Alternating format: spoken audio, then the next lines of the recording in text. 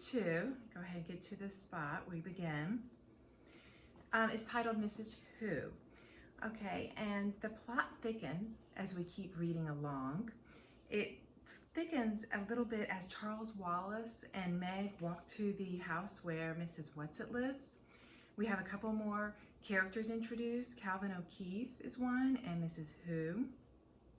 So let's go ahead and continue thinking about settings, thinking about characters, thinking about context clues when we have new words that we're unfamiliar with. Okay, I'll go ahead and get started. Thank you for joining us. When Meg woke to the jangling of her alarm clock, the wind was still blowing, but the sun was shining. The worst of the storm was over. She sat up in bed, shaking her head to clear it. It must have been a dream. She'd been frightened by the storm and worried about the tramp, so she just dreamed about going down to the kitchen and seeing Mrs. Whatsit and having her mother get all frightened and upset by the word, what was it? Tess something? She dressed hurriedly, picked up the kitten still curled up on the bed, and dumped it unceremoniously on the floor. The kitten yawned, stretched, gave a piteous meow, trotted out of the attic and down the stairs. Meg made her bed and hurried after it. In the kitchen, her mother was making French toast, and the twins were already at the table. The kitten was lapping milk at the saucer. "Where's Charles?" Meg asked. "Still asleep. We had rather an interrupted night, if you remember." "I hoped it was a dream," Meg said. Her mother carefully turned over 4 slices of French toast, then said in a steady voice, "No, Meg, don't hope it was a dream. I don't understand it any more than you do. But one thing I've learned is that you don't have to understand things for them to be. I'm sorry I showed you I was upset. Your father and I used to have a joke about tesseract." "What is a tesseract?" Meg asked. "It's a concept." Mrs. Murray handed the twins the syrup.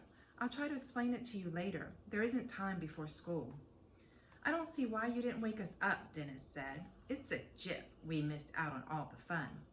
Now, the word jip here is being used informally as a word to refer to being robbed or something not to be fair. "You'll be a lot more awake in school today than I will." Meg took her French toast to the table. "Who cares?" Sandy said. "If you're going to let old tramps come into the house in the middle of the night, Mother, you ought to have Den and me around to protect you. After all, Father would expect us to," Dennis added. "We know you have a great mind and all, Mother," Sandy said, "but you don't have much sense, and certainly Meg and Charles don't." "I know, we're morons." Meg was bitter. "I wish you wouldn't be such a dope, Meg." "Syrup, please." Sandy reached across the table. "You don't have to take everything so personally. Use a happy medium. For heaven's sake, you just goof around in school and look out the window and don't pay any attention." "You must make things harder for yourself," Dennis said. "And Charles Wallace is going to have an awful time next year when he starts school. We know he's bright, but he's so funny when he's around other people, and they're so used to thinking he's dumb. I don't know what's going to happen to him. Sandy and I'll sock anybody who picks on him, but that's about all we can do." "Let's not worry about next year till we get through this one," Mrs. Murray said. "More French toast, boys?" At school, Meg was tired and her eyelids sagged and her mind wandered. In social studies, she was asked to name the principal imports and exports of Nicaragua. And though she had looked them up dutifully the evening before, now she could remember none of them. The teacher was sarcastic. The rest of the class laughed, and she flung herself down in her seat in a fury. "Who cares about the imports and exports of Nicaragua? Anyhow," she muttered. "If you're going to be rude, Margaret, you may leave the room," the teacher said. "Okay, I will." Meg flounced out. During study hall, the principal sent for her. "What seems to be the problem now, Meg?" he asked pleasantly enough. Meg looked sulkily down at the floor. "Nothing, Mr. Jenkins. Miss Porter tells me you were inexcusably rude." Meg shrugged. "Don't you realize that you just make everything harder for yourself by your attitude?" the principal asked. "Now, Meg, I'm convinced that you can do the work and keep up with your grade if you will apply yourself, but some of your teachers are not. You are going to have to do something about yourself. Nobody can do it for you." Meg was silent. "Well, what about it, Meg?" "I don't know what to do," Meg said. "You could do your homework for one thing. Wouldn't your mother help you?" "If I asked her to." Meg, is something troubling you? Are you unhappy at home? Mr. Jenkins asked. At last, Meg looked at him, pushing her glasses in a characteristic gesture. Everything's fine at home. I'm glad to hear it, but I know it must be hard on you to have your father away. Meg eyed the principal warily and ran her tongue over the barbed line of her braces. Warily may be a word you're not used to hearing. It means to be cautious or suspicious. Have you had any news from him lately? Meg was sure it was not only imagination that made her feel that behind Mr. Jenkins' surface concern was a gleam of avid curiosity. Avid means showing great enthusiasm or interest in something. Wouldn't he like to know, she thought, and if I knew anything, he's the last person I'd tell. Well, one of the last. The postmistress must know that it was almost a year now since the last letter, and heaven knows how many people she'd told or what unkind guesses she'd made about the reason for the long silence. Mr. Jenkins waited for an answer, but Meg only shrugged. Just what was your father's line of business? Mr. Jenkins asked. Some kind of scientist, wasn't he? He's a physicist. Meg bared her teeth to reveal the two ferocious lines of braces. Meg, don't you think you'd make a better adjustment to life if you face facts? I do face facts, Meg said. They're lots easier to face than people, I can tell you. Then why don't you face facts about your father? You leave my father out of it, Meg shouted.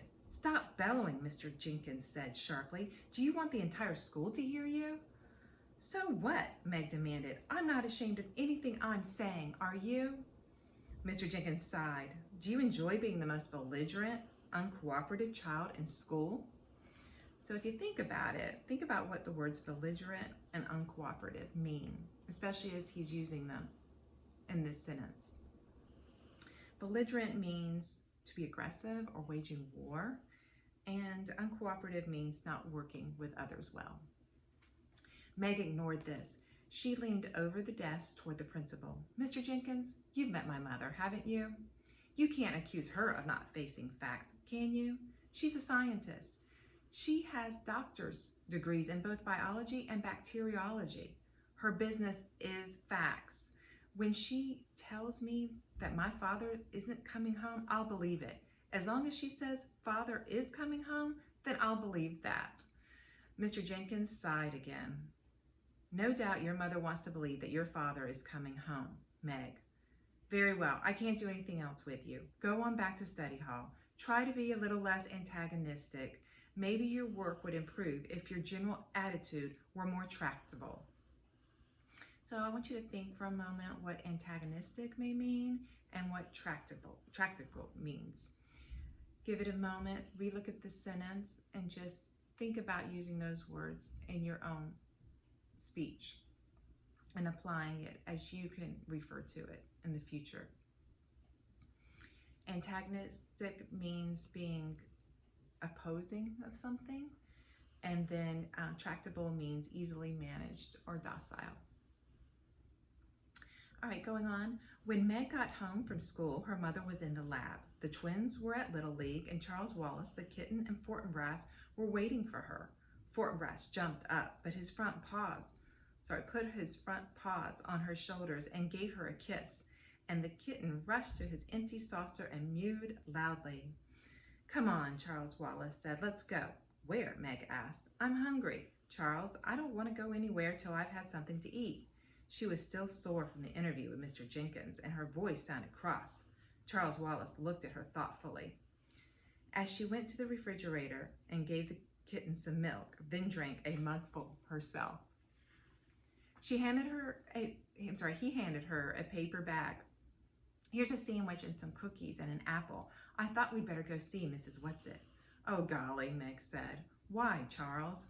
You're still uneasy about her, aren't you? Charles asked. Well, yes. Don't be. She's all right. I promise you. She's on our side. How do you know? Meg, he said impatiently. I know. But why should we go see her now? I want to find out more about the Tesseract thing. Didn't you see how it upset Mother? You know when Mother can't control the way she feels. When she lets See, she's upset, then it's something big. Meg thought for a moment. Okay, let's go, but let's take Fortinbras with us. Well, of course, he needs the exercise. They set off, Fortinbras rushing ahead, then doubling back to the two children, then leaping off again. The Murrays lived about 4 miles out of the village. Behind the house was a pine woods, and it was through this that Charles Wallace took Meg. Charles, you know she's going to get in awful trouble. Mrs. Whatsit, I mean.